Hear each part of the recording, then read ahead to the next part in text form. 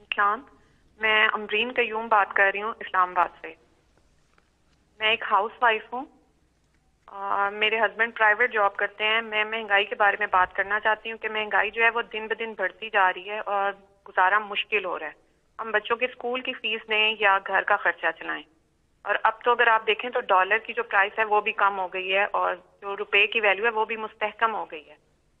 اور دوسری بات یہ کہ اب تو رمضان المبارک بھی آ رہا ہے، لیکن جو ہے بیسک کوموڈیٹیز کی پرائس بالکل کم نہیں ہو رہی ہے۔ تو خدا را آپ اپنا وعدہ پورا کریں اور مہنگائی کو کنٹرول کریں۔ اگر آپ یہ نہیں ہو سکتا تو پھر آپ جو ڈے فرسٹ سے کہہ رہے ہیں کہ آپ کو گھبرانا نہیں ہے، تو پھر آپ ہمیں گھبرانے کی اجازت دے دیں۔ جی امرین، بالکل آپ نے وہ بات کی جو کہ آپ یقین کریں کہ اب تک ہماری صرف اور صرف کانسنٹریشن، اگر باقی ساری چیزیں ایک طرف ہیں تو مہنگائی ایک طرف ہے۔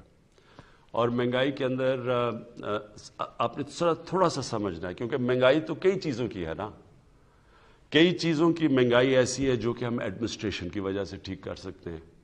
مثلا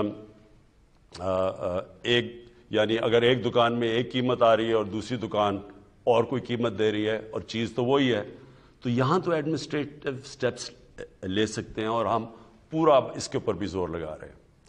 ایک مہنگائی یہ، اور یہ بھی آپ نے سمجھنا ہے، وہ مہنگائی یہ ہے کہ ایک کسان سبزیاں یا جو بھی اپنی پیداوار ہے وہ ایک قیمت کے اوپر وہ لے کے جاتا ہے مارکیٹ کے اندر، لیکن اس مارکیٹ سے جب وہ چیز جاتی ہے شہر میں، یعنی ریٹیل میں، یعنی جب آپ کے پاس پہنچتی ہے تو اس کے اندر ایک بہت بڑا فرق آ جاتا ہے۔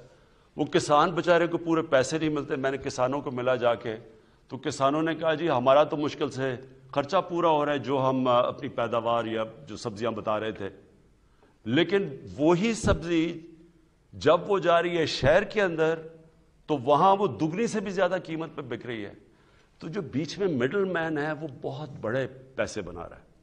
اس کا اب ہم ایک توڑ لے کے آئے ہیں اور انشاءاللہ یہ شروع بھی ہو گیا۔ ہم نے آہستہ آہستہ ایکسپیریمنٹ کر رہے ہیں کہ ہم ڈائریکٹلی وہ جو منڈی سے ایک اس طرح چیز کریں کہ ڈائریکٹلی وہ چیزیں جائیں گی لوگوں کے پاس، اور وہ کسان کو بھی زیادہ پیسہ مل جائے گا، اور جو لوگ ہیں جو شہر کے اندر لوگ، ان کے لیے بھی قیمتیں کم ہو جائیں گی۔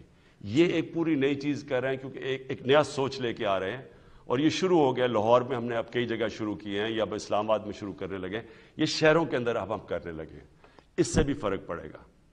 ایک تیسرا طریقہ ہے، ایک تیسری وجہ ہے، وہ ہے جو میں شروع میں آپ کو کہتا ہوں کہ جب روپیہ، مثلا ہمارا روپیہ اب آپ ہمارے آنے کے بعد 107 روپیہ تھا، ہمارے آنے سے پہلے روپیہ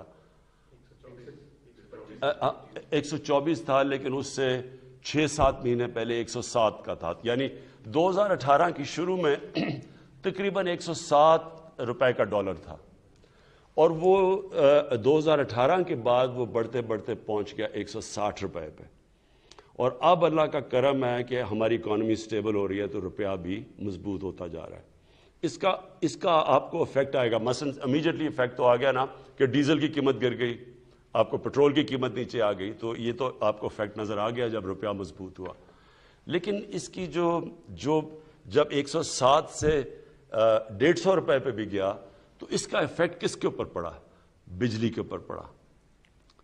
آدھی بجلی بنتی ہے تیل سے، تیل ہوتا ہے امپورٹ، پھر جو بجلی کے سارے کانٹریکٹ سائن کیے گئے ہیں وہ ہیں سارے ڈالرز کے اندر، ہمارے سے پہلے کے کانٹریکٹ سائن کیے گئے ہیں، تو وہ کیونکہ ڈالر کے کانٹریکٹس ہیں وہ ایک دم اس کے اوپر بھی افیکٹ پڑ گیا۔ جیسے ہی ڈالر مضبوط ہوا روپیہ گرا، ادھر بھی قیمت بڑھ گئی۔ پھر جب ڈیزل مہنگا ہوا، ساری ٹرانسپورٹ مہنگی ہو گئی، ساری چیزوں کے اوپر اس کا کاسٹ چلا گیا۔ پھر جو باہر سے ہم چیزیں امپورٹ کرتے ہیں، باہر سے چیزیں سب سے بڑا تو جو عام لوگوں کو آپ کو افیکٹ کرتا ہے گھی۔ اب تقریباً 70% ایڈیبل آئل امپورٹ کرتے ہیں، 70% جو گھی کے اندر جو تیل جاتا ہے وہ امپورٹ کرتے ہیں۔ پھر دالیں، سب سے افسوسناک چیز یہ ہے کہ ہم نے ابھی تک ایک وہ زرعی ملک، ہم 70% دالیں اپنی امپورٹ کرتے ہیں، تو یہ ساری چیزیں مہنگی ہو گئی۔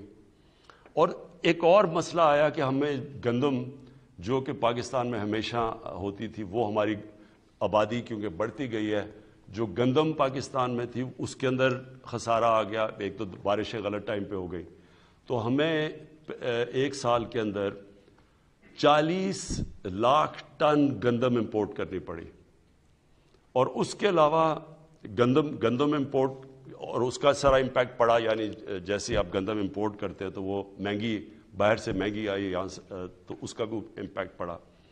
تو جو امپورٹس مہنگی ہوئی روپے گرنے سے، ایک وہ ہو گئی. پھر ایک بدقسمتی سے ایک اور چیز ہم نے آہستہ آہستہ انکوائریز میں پتہ چلا، وہ کیا ہے؟ یہاں بیٹھے ہوئے ہیں مافیاز. یہ امرین آپ نے سمجھنے کی بات ہے. یہاں پاکستان میں وہ لوگ بیٹھے ہوئے، قائد اعظم نے بھی ان کی بات کی تھی، جو ذخیرہ اندوزی کر کے قیمتیں اوپر بڑھاتے ہیں. یہ مافیاز بیٹھے ہوئے تھوڑے سے لوگ ہیں، یہ سٹا کھیلتے ہیں. عموماً تو چیز تب مہنگی ہوتی ہے جب اس کی سپلائی کم ہو جائے. مثلا اگر کمی ہو جائے کسی چیز کی، اگر چینی کی کمی ہو گئی تو زیادہ لوگ چینی مانگیں گے، اس کی قیمت اوپر چلی جائے گی. لیکن یہاں چینی پڑی ہوتی ہے، ذخیرے پڑے ہوتے ہیں چینی کے، لیکن قیمت اوپر جانی شروع ہو جاتی ہے. ایک وقت پہ چینی انہوں نے کہا جی اتنی زیادہ ایکسپورٹ کرو، چینی ایکسپورٹ کرنی شروع کی، وہ چینی کی قیمت اوپر چلی گئی.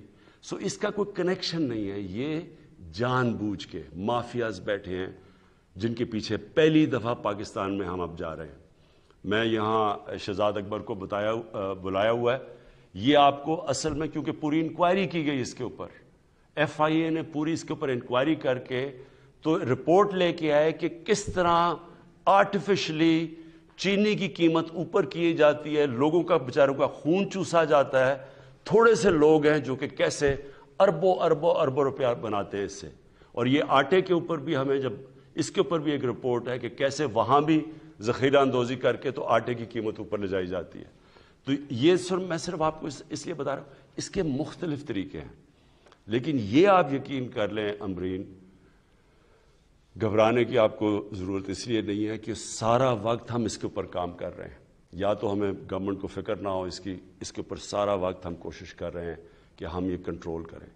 اس کے اوپر جو سب سے بڑی چیز ہم اب کرنے جا رہے ہیں، اس سال ایک پوری نئی ایگریکلچر کی ایک ریولوشنری پالیسی لے کے آ رہے ہیں، جس سے ہم نے اپنا سارا جو ایگریکلچر کا سیکٹر چینج کر دینا ہے. اس میں سے پہلے ہم انفارمیشن ٹیکنالوجی کا استعمال کر کے پہلے سے پتہ چل جائے گا کہ کون سے سیزن میں کس چیز کی کمی ہوتی ہے، تاکہ کسی قسم کی شارٹیج آگے سے نہ ہو، تاکہ شارٹیج کی وجہ سے قیمتیں اوپر نہ چلی جائیں. لیکن یہ میں آپ کو بتا دوں کہ اس کے اوپر پچھلے ایک سال سے یہ مختلف چیزیں کہ کیا وجہ ہے مہنگائی کے، اس کے اوپر پورا کام ہو رہا ہے، اور انشاءاللہ آپ کو ہم اس کے اوپر قابو پا کے دکھائیں گے.